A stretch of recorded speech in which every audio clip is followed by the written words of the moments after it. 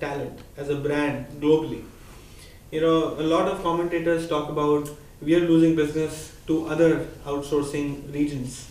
Um, so, what are the challenges in branding the talent India globally, and where do you see, we talk about demographic dividend, where do you see challenges in on the ground, that are we heading towards a positive change, or are we looking at a challenge?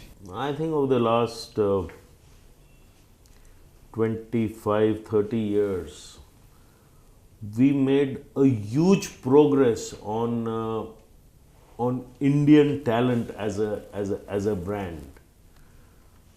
You just need to look at the cartoons that come in, huge big dailies like USA Today, like New York Times, like Wall Street Journal, and what they talk about the work being done by the Indian people in the outsourced world. You just have to look at some of the comedy serials that they bring in, on which the techie is an Indian, and they build some humor around it, or whatever.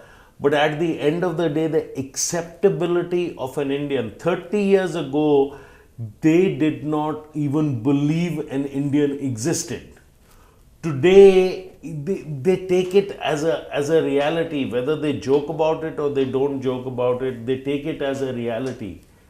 The next generation of the outsourcing industry will bring out the domain capability coupled with the technology. You are going to see what I call the techno-human aspects as the next generation. And the Indian workforce is far better placed on that techno-human capability than perhaps any other workforce, not just in capability but in size and scale. In no other country, in no other geography can you go and say, I'll add 10,000 people in 1 year and be successful in doing that based on the capabilities that are there.